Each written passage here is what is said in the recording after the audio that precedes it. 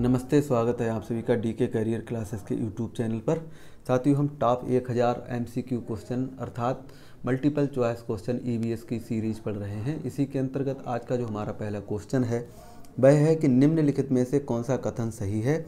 ए है सभी धातुएं तन्न होती हैं, बी है सभी अधातुएं तन्न होती हैं, सी है सामान्यतः धातुएं तन्न होती हैं और डी है कुछ अधातुएं तन्न होती हैं। इसका राइट ऑप्शन क्या होगा ये हमें बताना है। तो इसका जो राइट ऑप्शन होगा कि सी सभी सामान्यतः धातुएं तन्न होती हैं, सामान्यतः धातुएं होती हैं वो तन्न होती हैं। नेक्स्ट क्वेश्चन है हमारा कि निम्नलिखित में से कौन सा आम पकाने में प्रयोग होता है। जो कार्बनिक रसायन है, जो रसायन है उसमें तो ये पूछ रहा है कौन सा रसायन आम पकाने के लिए प्रयोग किया जाता है। ए पूछ रहा है कैल्शियम कार्बोनेट, बी पूछ रहा है कैल्शियम हाइड्रोक्साइड, सी पूछ रहा है कैल्शियम कार्बाइड और डी पूछ रहा है कैल्शियम क्लोराइड। इनमें से कौन सा है? तो राइट ऑप्शन हमारा जो हो जाएगा वो हो जाएगा कैल्शियम कार्बाइड। कौन सा? Calcium carbide. कैल्शियम कार्बोनेट नहीं, कैल्शियम कार्बाइड। कहते नहीं कार्बेट, जो देहात में बोलते हैं कार्बेट, तो वो रियल में कार्बाइड होता है, कैल्शियम कार्बाइड। तीसरा का जो हमारा क्वेश्चन है वो हो जाएगा, इसका जो राइट ऑप्शन हो जाएगा कैल्शियम कार्बाइड। नेक्स्ट जो हमारा क्वेश्चन है वह है एक गिलास पानी में चुटकी भर नमक घोल दिया जाए तो जल का स्तर क्या होगा। तो इसमें ये पूछ रहा है क्या बढ़ जाएगा, ए बी कह रहा घट जाएगा, सी कह रहा एक समान रहेगा, डी बता रहा है कि इनमें से क्या कोई नहीं। तो इसका जो सही अर्थ हो जाएगा, सही आंसर हो जाएगा विकल्प का, वो हो जाए एक समान रहेगा। नेक्स्ट क्वेश्चन है कि विलियन पार्ट की प्रायोगिक व्याख्या हेतु विलय के रूप में शिक्षक को कौन सा पदार्थ लेना चाहिए। तो इसमें हम देखते हैं, एक चीज़ मैं आपको और बता दूं कि ये जो निशान लगे हुए हैं ये गलत भी हो सकते हैं, सही भी हो सकते हैं। इनको आप नज़रअंदाज करते हुए आप सिर्फ ये देखें कि अगर आप यहाँ पर लगा रहे होते तो आप कौन सा इसमें टिक करते। आप OMR अपनी लेके बैठ जाइएगा, 28-30 रुपये की मिलती है, 150 इसमें विकल्प होते हैं क्वेश्चन, तो उसको आप साथ साथ लगाते जाइएगा ताकि आपको पता लगे कि जो हमारा स्तर है आगामी परीक्षा में क्या होने वाला है। इसका जो सही हो जाएगा आंसर वो है कि ए नारियल का तेल हो जाएगा, या बी नारियल का पानी, या सी पारा, या डी सोडियम क्लोराइड। तो चौथा जो है उसका राइट ऑप्शन हो जाएगा सोडियम क्लोराइड। विलियन पार्ट की प्रायोगिक व्याख्या हेतु विलय के रूप में शिक्षक को ये पदार्थ लेना चाहिए। नेक्स्ट क्वेश्चन है कि कार्बन जो डेटिंग विधि का प्रयोग किस में किया जाता है। कह रहा है स्थान ज्ञात करने में, बी कह रहा है वस्तु की आयु ज्ञात करने में, सी कह रहा है लिपि को पहचानने में और डी कह रहा है वस्तु की पहचान करने में। तो कार्बन डेटिंग जो प्रयोग किया जाता है वो किया जाता है वस्तु की आयु ज्ञात करने में। किसे? वस्तु की आयु ज्ञात करने में। नेक्स्ट है छठा क्वेश्चन कि कृत्रिम वर्षा के लिए मेघ बीजन के लिए रसायन कौन सा है। तो सिल्वर नाइट्रेट है, या बी पोटेशियम ब्रोमाइड है, या सी सिल्वर आयोडाइड है, या डी पोटेशियम नाइट्रेट है। तो इसका जो 6 है इसका राइट ऑप्शन हो जाएगा सिल्वर आयोडाइड से जो है हम कृत्रिम वर्षा करा सकते हैं। अब मेघ बीजन इसने लिखा है, वैसे है क्या आर्टिफिशियल जो रेन है उसकी ये बात कर रहा है, कृत्रिम वर्षा। नेक्स्ट क्वेश्चन है कि शुष्क बर्फ किसका ठोस रूप है। ए कह रहा है अमोनिया का, बी कह रहा है कार्बन डाइऑक्साइड का, सी कह रहा है नाइट्रोजन का, डी कह रहा है ऑक्सीजन का। तो शुष्क बर्फ किसका ठोस रूप है, इसका 7वें का जो राइट ऑप्शन हो जाएगा वो हो जाएगा बी नाइट्रोजन का। नेक्स्ट क्वेश्चन 8वां है कि पदार्थ कि किस अवस्था में अणुओं के मध्य की न्यूनतम दूरी होती है। ए पूछ रहा है ठोस, बी पूछ रहा है द्रव्य, सी पूछ रहा है गैस, डी पूछ रहा है प्लाज्मा। तो इसका जो राइट ऑप्शन हो जाएगा 8 का वो हो जाएगा ए ठोस। नेक्स्ट जो हमारा क्वेश्चन है वह क्या है।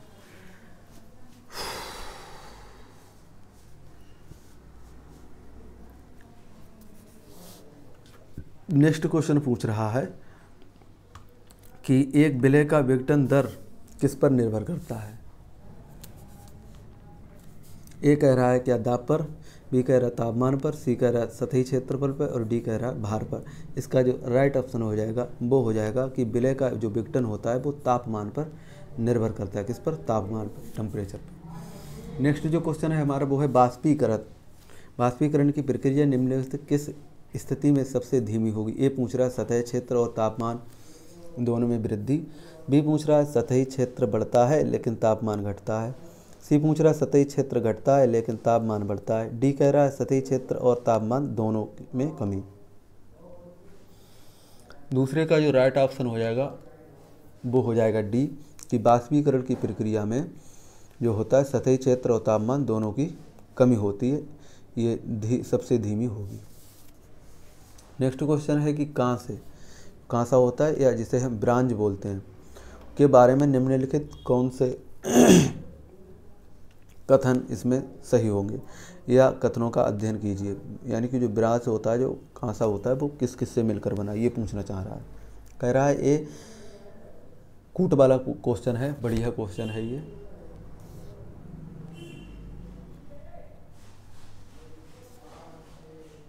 ऐसे देखो, कह रहा है ए एल्यूमिनियम आयरन और कॉपर जैसा ही एक तत्व है। बी कह रहा है इसमें भट्टी में कॉपर और टिन को पिघलाकर बनाया जाता है। सी कह रहा है यानी तीसरा, आदिवासी लोग कांसे का प्रयोग हजारों वर्षों से करते थे। डी कह रहा है कांसे की बनी वस्तुएं एल्यूमिनियम की बनी वस्तुएं की तुलना में हल्की परंतु कहीं अधिक मजबूत यानी कि टिकाऊ होती हैं। तो इसका जो राइट ऑप्शन हो जाएगा वो तीसरे का राइट ऑप्शन हो जाएगा, वो हम देखते हैं। कह रहा है कि यह एल्युमिनियम आयरन और कॉपर जैसा ही तत्व कतई गलत बात है। इसे भट्टी में कॉपर और टिन को पिघलाकर बनाया जाता है, बिल्कुल सही बात है। और कह रहा है तीसरा कि आदिवासी लोग कांसे का प्रयोग हजारों वर्ष से कर रहे थे, बिल्कुल सही बात है। जी कह रहे हैं कांसे की बनी वस्तुएं एल्युमिनियम की बनी वस्तुओं की तुलना में हल्की होती परंतु अधिक मजबूत होती, हल्की नहीं होती, उसकी अपेक्षा ये भारी होती हैं। तो दूसरा तीसरा इसका राइट हो जाएगा। दूसरा तीसरा देख लो, केवल 2 3, तो राइट ऑप्शन हमारा क्या हो जाएगा? सी।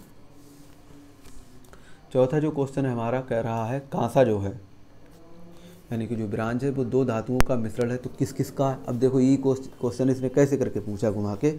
तो ये जो मिश्रण है वह पूछ रहा है ए तांबा और लोहे का यानी कि आयरन, बी एल्युमिनियम और टिन, तांबा और जिंक का, और तांबा और टिन का। तो जो कांसा बनता है वो बनता है हमारा तांबा और टिन से। इसका राइट ऑप्शन हो जाएगा डी, तांबा और टिन।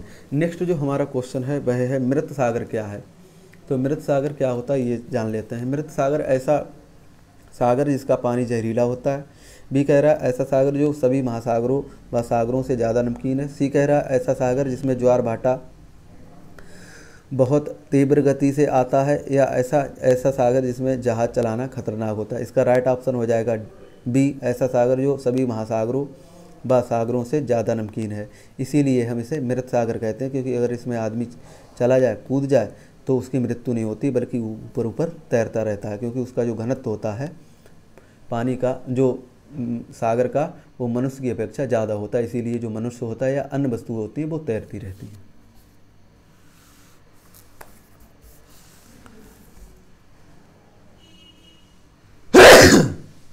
सॉरी।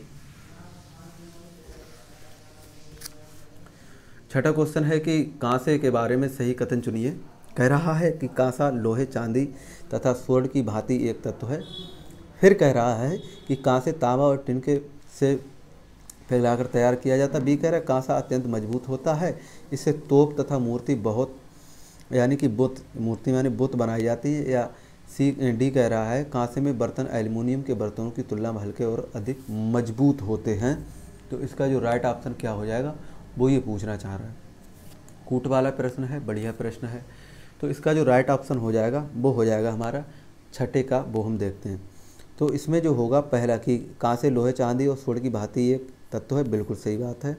फिर कह रहा है कि कांसे का तांबा और टिन से पिघलाकर बनाया जाता है, ये गलत बात है। तीसरा कह रहा है कांसा अत्यंत मजबूत होता है और इसे तोप तथा मूर्ति बुत भी बनाई जाती, बिल्कुल सही। तो पहला और तीसरा देख लो, पहला तीसरा ये राइट ऑप्शन हो जाएगा डी। नेक्स्ट हमारा जो क्वेश्चन है, कितना बढ़िया क्वेश्चन देखो निकाल के लाएंगे। आधी जिंदगी तो इसी क्वेश्चन में पढ़ते निकल जाएगी। 8वां जो क्वेश्चन आने वाला वो देखो, पहले 7वां देखते हैं। कांसे के विषय में जिसका प्रयोग गोलकुंडा के किले में मिली तोप से किया गया है, इस कथन को देखिए। कांसा एक तत्व है। बी कांसा तांबा जस्ता की मिश्रित धातु है। सी कांसा तांबा टिन की मिश्रित धातु है। डी कांसा तांबा तथा प्लेटिनम की मिश्रित धातु है। इसका राइट ऑप्शन हो जाएगा 7वें का, वो हो जाएगा हमारा सी, कांसा तांबा तथा टिन की एक मिश्रित धातु है। कैसी धातु है? मिश्रित धातु है।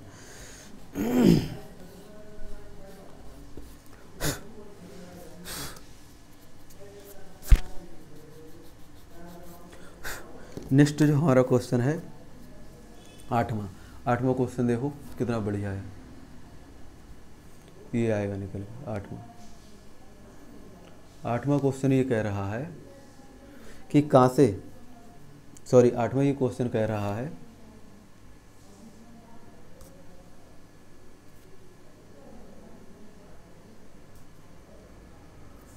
आठवां क्वेश्चन है, घर्षण के विषय में चर्चा करते हुए एक शिक्षिका ने इस संकल्पना की व्याख्या करते हुए बहुत से उदाहरण दिए।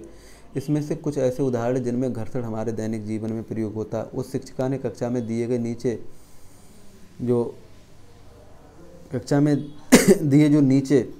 हैं वो कौन से हो सकते हैं। कह रहा है ए, हम पेन की नोक और कागज़ के बीच घर्षण होने का कार्य लिख के ही कर पाते हैं। बी कह रहा है हम फर्श पर हमारे पैरों और फर्श के बीच घर्षण के कार्य पर चल पाते हैं, फर्श पर। सी कह रहा है ऊर्ध्वाधर ऊपर फेंकी गई कोई गेंद घर्षण के कारण ही हमारे पास वापस लौटती है। डी कह रहा है घर्षण के कारण ही हम किसी गतिशील वाहन को ब्रेक लगा पाते हैं। तो इसका जो राइट ऑप्शन हो जाएगा वो क्या हो जाएगा, इसमें जो है हम पेन की नोक और कागज़ के बीच ऐसे करके जो घर्षण के कारण ही लिख पाते हैं, बिल्कुल सही। बी है हम फर्श पर हमारे पैर और फर्श के बीच घर्षण के कारण ही चलते हैं, बिल्कुल सही। सी कह रहा है ऊर्ध्वाधर फेंकी गई गेंद घर्षण के कारण ही हमारे पास लौटी, ये गलत बात है, ये गुरुत्वाकर्षण के कारण होगी, ये गलत हो जाएगा। डी कह रहा है घर्षण के कारण ही हम किसी गतिशील वाहन को ब्रेक लगाते हैं, बिल्कुल सही बात है, रोक पाते हैं। तो एक ए बी और डी, ए बी डी नहीं है इसमें, ए बी डी, यानी कि डी ए बी, ये राइट हमारा क्वेश्चन हो जाएगा। नमा जो क्वेश्चन है वो देखो। नमा क्वेश्चन ये कह रहा है कि कक्षा 5 के विद्यार्थियों को घर्षण पढ़ाते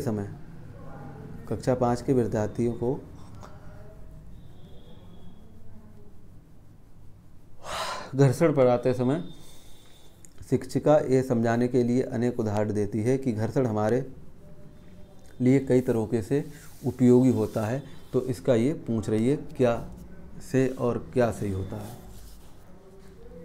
तो उपयोगी से द्वारा दिए गए निम्नलिखित उदाहरणों में कौन सा सही है। पहला कह रहा है कि ए, 4 ऑप्शन है इसमें, कह रहा है पेन की नोक, फिर देखो वही क्वेश्चन, पेन की नोक और पेपर के बीच होने वाले घर्षण कारण ही हम लिख पाते हैं, सही बात है। हमारे जूतों और ज़मीन के बीच होने वाले घर्षण कारण ही हम चल पाते हैं, बिल्कुल सही। ऊर्ध्वाधर रूप से फेंकी गई वस्तु के कारण ही हमारे पास ही वापस आती है। डी कह रहा है ब्रेक लगाने पर वाहन और रुक जाते हैं। तो इसका जो सही अब जो पूछ रहा है वो क्या होगा। तो जो नमा है, ये जो नमा है इसमें अब ये एक तो ये गलत हो गया 3 सी। तो इसमें अब जो बढ़िया जो हमारा आएगा कौन सा, अब इसमें सी को छोड़ के तो 1 2 3 तीनों ठीक है, लेकिन इसमें इसने कहीं पर पूछा है कौन सा गलत है। देखो जिंदगी बदलने वाला क्वेश्चन, तो इसमें 3 सही हैं, ये 1 2 और 3।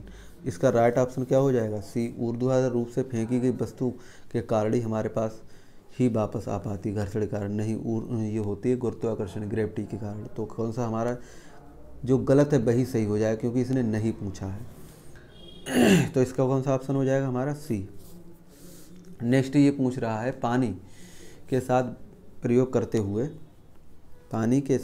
करते हुए ज्योति ये देखती है कि स्टील की खाली कटोरी पानी पर तैरती है, लेकिन लोहे की एक छोटी कील डूब जाती है। इसे तथ्य द्वारा व्याख्यात किया जा सकता है। अब इसने इसमें ऑप्शन दे दिए हैं, कितने, वो देखो इसने 4 ऑप्शन दिए हैं, डी तक जाओ। इसमें ये कह रहा है कि पानी के साथ जो चल रहा है, ये कह रहा है लोहो यानी कि लोहा पानी की तुलना में हल्का और स्टील पानी की तुलना में भारी होती है, किया जा सकता है। भी कह रहा है स्टील कटोरी पर लगने वाला बल उसके भार की तुलना ज़्यादा होती है, जबकि लोहे की कील पर लगने वाला बल उसके भार की तुलना में कम होता है। सी कह रहा है कि लोहे की कील पर लगने वाला बल उसके भार की तुलना में ज़्यादा होता है, जबकि स्टील की कटोरी पर लगने वाला बल उसके भार की तुलना में कम होता है। डी कह रहा है लौह पानी की तुलना में भारी और स्टील पानी की तुलना में हल्का होता है।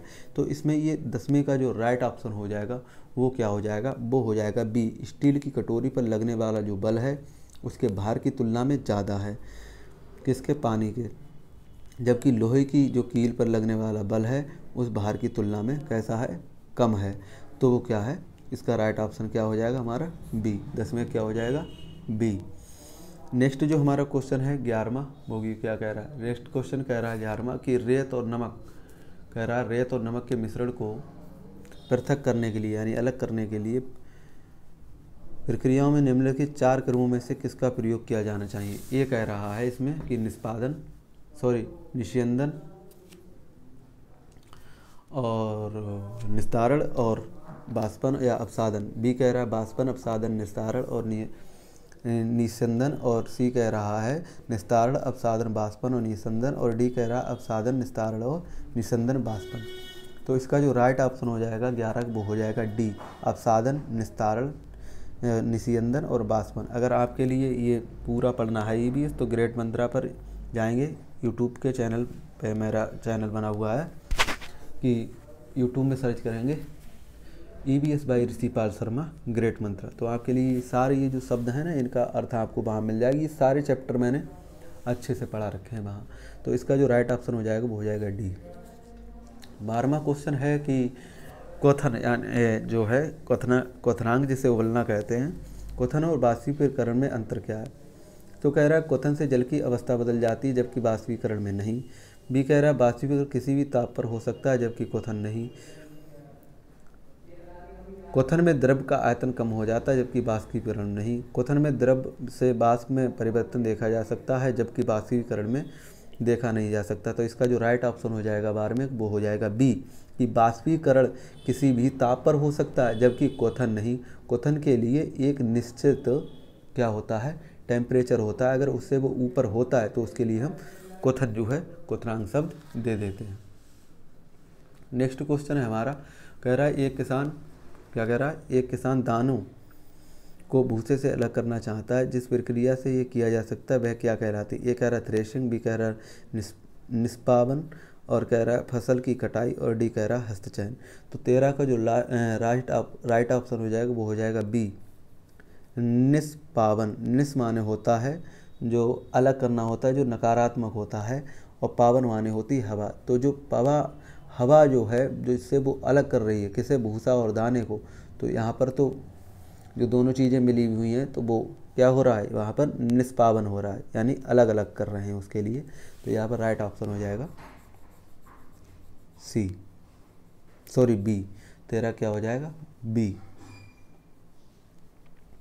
अभी जो थ्रेसिंग होता है तो भूसे से दानों को, अगर ये नहीं होता निष्पावन, एक किसान दानों को भूसे से अलग कर रहा है, अगर वो कहता ये कि फसल के दानों को अलग कर रहा है, फसल के दानों को अलग कर रहा है, तो हमारा थ्रेसिंग हो जाता। अब चूँकि थ्रेसिंग तो हो चुकी है तो उसके लिए क्या कर रहा है, अलग कर रहा है, तो ये निष्पावन होगा। नेक्स्ट जो क्वेश्चन है वो कह रहा है कि नींबू असाधारण पानी में डूब जाता है लेकिन नमकीन पानी में तैरता रहता, क्या कारण है। तो इसके जो 4 ऑप्शन हैं वो क्या क्या हो सकते हैं। कह रहा है कि ए कह रहा है नमकीन पानी का घनत्व साधारण पानी से घनत्व से अधिक होता है। बी कह रहा है साधारण पानी का घनत्व नमकीन पानी के घनत्व से अधिक होता है। सी कह रहा है नींबू का घनत्व नमकीन पानी से अधिक हो जाता है। डी कह रहा है नींबू का घनत्व नमकीन पानी से कम हो जाता है। तो इसका जो राइट ऑप्शन हो जाएगा 14 का, वो हो जाएगा ए, यानी कि नमकीन पानी घनत्व साधारण पानी के घनत्व से अधिक होता है, इसीलिए नींबू से पानी उसे जो घनत्व ज़्यादा है नींबू को नहीं डुबा पाता है। नेक्स्ट जो हम क्वेश्चन पढ़ेंगे वो हमारा जो क्वेश्चन है वो हम देखते हैं। इसमें ये कह रहा है कि टेट के ये क्वेश्चन चल रहे हैं। कह रहा है टेट में पूछे गए ये प्रश्न है, ये क्या लिखा देखो, यूफारबेसी क्या है, यूफारबेसी जो फैमिली की कौन सी फसल बायोडीजल उत्पन्न करने के लिए जानी जाती है। तो ए कह रहा है कॉपरलिक, बी कह रहा है जेट्रोफा, सी कह रहा है कैंडनट ट्री और डी कह रहा है सर्पगंधा। तो ये जो जेट्रोफा है ये किस फैमिली का है, ये ऐसे भी पूछ सकता है। तो इसका राइट ऑप्शन हो जाएगा जेट्रोफा।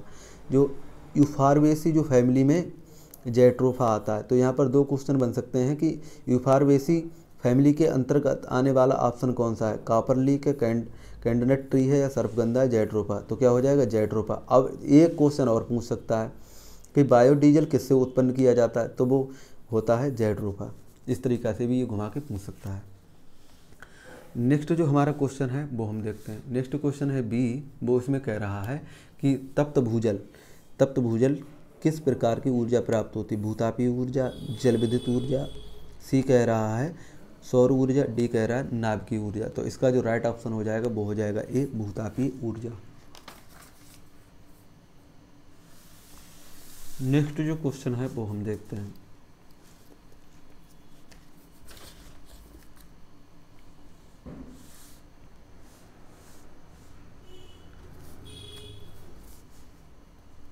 तीसरा कह रहा है एलपीजी के संदर्भ में क्या शब्द नहीं है। कह रहा है ये एक स्वच्छ ईंधन है, फिर कह रहा है ये एक उच्च ऊष्मीयमान है, फिर ये कह रहा है तीसरा कि यह नीली ज्वाला से जलने वाला है, फिर डी कह रहा है ये मीथेन उत्सर्जन करने वाला है। तो जो एलपीजी के संदर्भ में जो सही नहीं है ये पूछ रहा है, क्या है, नहीं है। ये जब नहीं कहीं पर आपको दिख जाए तो बिल्कुल कान खड़े होकर इसके लिए हमें समझना चाहिए कि हमारी ये ज़िंदगी में लंका लगाने वाला है। तो यानी कि 3 इसमें सही, 1 गलत है। तो एलपीजी की जो संदर्भ में तीसरा है वो है ये मीथेन उत्सर्जन करने वाला नहीं है। ये तीनों सही है। ये एक उच्च ईंधन है, ये उच्च ऊष्मीयमान का है, ये नीली ज्वाला के साथ जलने वाला है। आप जब गैस जलाते हैं तो देखते होंगे वहाँ पर जो चूल्हा है वो कैसी नीली फ्लेम वहाँ पर आती है।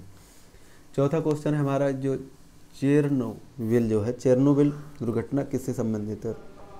ए कह रहा है भूस्खलन से, बी कह रहा है भूकंप से, सी कह रहा है नाभिकीय दुर्घटना से, डी कह रहा है अम्लीय वर्षा। इसका राइट ऑप्शन हो जाएगा वो क्या है कि जो चेरनोबिल जो दुर्घटना है वो चौथे का राइट हो जाएगा हमारा सी, नाभिकीय ऊर्जा से। 5वां क्वेश्चन भूतापीय ऊर्जा किस प्रकार का संसाधन। ए कह रहा है पारंपरिक और नवीनीकृत, बी कह रहा है अपारंपरिक और अनवीनीकृत, सी कह रहा है अपारंपरिक और नवीनीकृत, और डी कह रहा है पारंपरिक और नवीनीकृत। तो 5वें का जो राइट ऑप्शन हो जाएगा वो हो जाएगा सी, अपारंपरिक है और ये अनवीनीकृत है। ये 5वें का राइट हो जाएगा सी। छठा जो क्वेश्चन है उसका आंसर हो जाएगा निम्नलिखित में से कौन सी नवीनीकरणीय ऊर्जा का स्रोत नहीं है।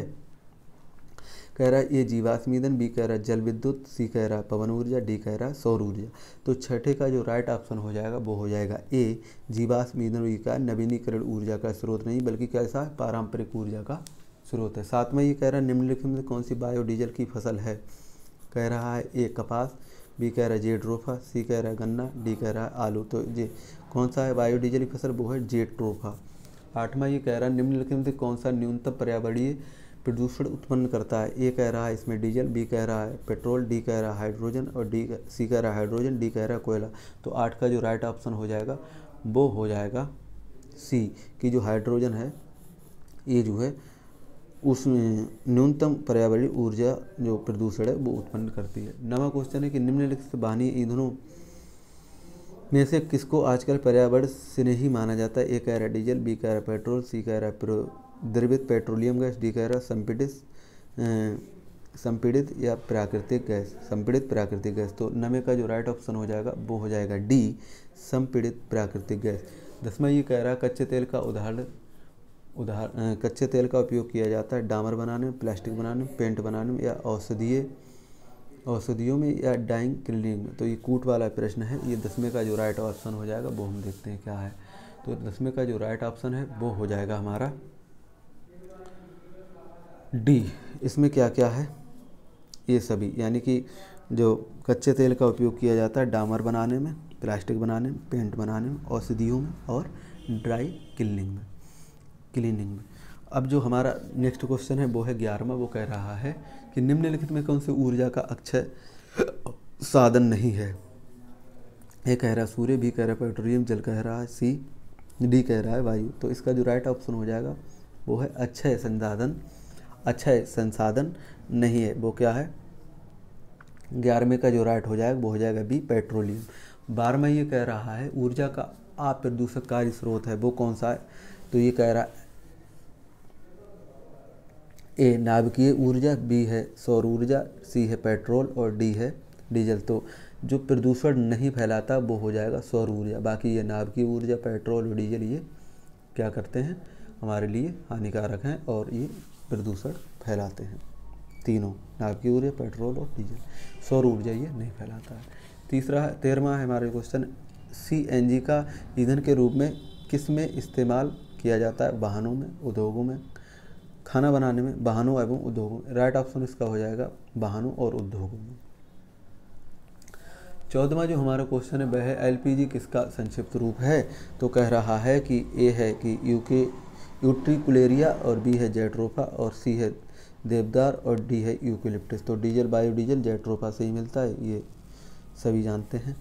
नेक्स्ट जो क्वेश्चन है हमारा वो 16वां ये है कि निम्नलिखित कौन सा पदार्थ बायो संयंत्र प्रयोग नहीं करता है? तो इसमें क्या हो जाएगा, कह रहा है पशुमल, खनिज तेल, जैव कचरा, मानव बल। तो 16वां को जो राइट ऑप्शन हो जाएगा वो है बी, खनिज तेल। 17वां CNG संक्षिप्त रूप या यूपीटैड या क्लीन नेचुरल गैस। संक्षिप्त रूप पूछ रहा है किसका? ए है क्लीन नेचुरल गैस, बी है कंप्रोज नेचुरल गैस, सी है कार्बोनाइड नेचुरल गैस, डी है कार्बोनेट नेचुरल गैस। इसका राइट ऑप्शन हो जाएगा 17 का, वो हो जाएगा कंप्रेस्ड नेचुरल गैस। फिर से CNG फुल फॉर्म देख लो, कंप्रेस्ड नेचुरल गैस। क्या हो जाएगा CNG? Compressed natural gas, B compressed natural gas, compressed natural gas. 18वां का क्या है? 18वां ये पूछ रहा है निम्नलिखित में से या CNG का पूरा नाम क्या? अब देखो इसने 11 में पूछा, फिर रीट में ये 11 कैसे पूछ रहा है? तो इसका फुल फॉर्म है कंप्रेस्ड नेचुरल गैस। 19वां जो हमारा क्वेश्चन है वो हम देखते हैं क्या है।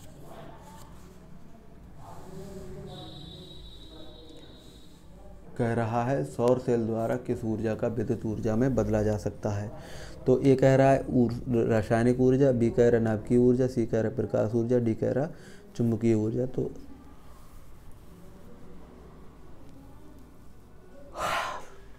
इसका जो राइट ऑप्शन हो जाएगा वो 19 का हो जाएगा सी, सौर सेल द्वारा किस ऊर्जा को विद्युत ऊर्जा में बदला जाता है? प्रकाश ऊर्जा। 20वां क्वेश्चन है, ये कक्षा 6 का प्रश्न था। 20वां क्वेश्चन है कि ऊर्जा नवीनीकरण स्रोत है, कोयला है, पेट्रोलियम है, पौधे हैं, यूरेनियम। तो 20वां जो राइट ऑप्शन हो जाएगा वो हो जाएगा सी की ऊर्जा का जो नवीनीकरणीय स्रोत है वो है पौधे। जो जेट्रोफा वगैरह ये पौधों से जो मिल रहा है इसी के बारे में बात कर रहा है। अब ये सीटेट क्वेश्चन आ रहा है कि नदी पर बांध उत्पन्न जल विद्युत के लिए निम्नलिखित कौन सा कथन सत्य नहीं है? बांध टिकाऊ विकास को प्रोत्साहित करते हैं। ए, बी कह रहा है ये पानी या हवा को प्रदूषण नहीं करता। सी कह रहा है जल विद्युत सुविधाओं से बड़े पर्यावरणीय प्रभाव हो सकते हैं। डी कह रहा है बांध स्वदेशी लोगों को अपनी नदी के जीवन रेखाओं से अलग करता है। इसका जो राइट ऑप्शन हो जाएगा वो हो जाएगा ए कि बांध टिकाऊ विकास को प्रोत्साहित करते हैं। इसमें ये है ऑप्शन सही ए। इसका जो कि पूछ रहा था कि नदी बांध से उत्पन्न जल विद्युत के लिए निम्नलिखित कौन सा कथन सत्य नहीं है? ये सत्य नहीं। नेक्स्ट जो हमारा क्वेश्चन है दूसरा वो कह रहा है कि निम्नलिखित में से पेट्रोलियम को सही अभिलक्षित चुनिए। तो बदबूदार गाढ़ा गहरे रंग का तेल है, बी कह रहा है बदबूदार पतला या पीला रंग का तेल है। तो जो और सी कह रहा है इसमें अच्छी गंध वाला पतला नीला रंगीन द्रव्य। डी कह रहा है बिना गंध का गाढ़ा और गहरे रंग का तरल है। तो इसका क्या सही हो जाएगा? इसका जो राइट ऑप्शन हो जाएगा दूसरे वो हो जाएगा ए, बदबूदार गाढ़ा गहरे रंग का ये क्या होता है? तेल होता है। नेक्स्ट जो हमारा क्वेश्चन है वो पूछ रहा है कि उसे चुनिए जो अन्यों से अलग है। तो इसमें कह रहा है कि पेट्रोल ए, पैराफिन मोम और सी है ग्रीस और डी कह रहा है कोयला। तो इसमें ये अन्य से भिन्न है। तो पेट्रोल, ग्रीस और पैराफिन मोम ये कच्चे तेल से ही प्राप्त होते हैं और डी हो जाएगा इसका। ये कोयला ये खानों से प्राप्त होता है, ये इससे अलग, ये तेलों से प्राप्त नहीं होता, इसलिए ये अलग है। हमारा नेक्स्ट क्वेश्चन है कि दुर्गा गांव में रहती है। कहाँ रहती है दुर्गा? दुर्गा साहब गांव में रह रही है। कहाँ रह रही है दुर्गा? दुर्गा एक गांव में रहती है। लकड़ी या गोबर के उपयोग ईंधन इस्तेमाल करते हुए चूल्हे पर खाना पकाती। पिछले 3 महीनों से तेज बुखार खांसी आ रही, इसका कारण क्या हो सकता है? ये ईंधन के जलने से उत्पादित जो कार्बन मोनोऑक्साइड जो उसके श्वसन नली में जमा हो गई। बी कह रहा है जलते हुए ईंधन से उत्पादित काला धुआं जो उसकी श्वसन नली में जमा हो गया है। जले हुए ईंधन को सी कह रहा है जले हुए ईंधन को धुएं से उसे एलर्जी हो गई है। और डी कह रहा है उसकी झोपड़ी के अंदर और बाहर प्रदूषण तथा वृद्धावस्था। तो इसका जो राइट ऑप्शन हो जाएगा वो चौथे को हो जाएगा बी, जले हुए ईंधन की जो उत्पादित काला धुआं है वो उसकी श्वसन नली में जमा हो गया। इसका क्या राइट ऑप्शन हो जाएगा बी। ये जो है कि जलते हुए ईंधन को उत्पादित काला धुआं जो उसके श्वसन नली में जमा हो गया, ये इसका राइट ऑप्शन हो जाएगा। तो साथियों ये रहे आज के हमारे कुछ 1000 जो EVS MCQ सीरीज के क्वेश्चन आंसर। इससे आगे का नेक्स्ट लेक्चर में डिस्कस करेंगे। तब तक के लिए टाटा और बाय बाय, जय हिंद।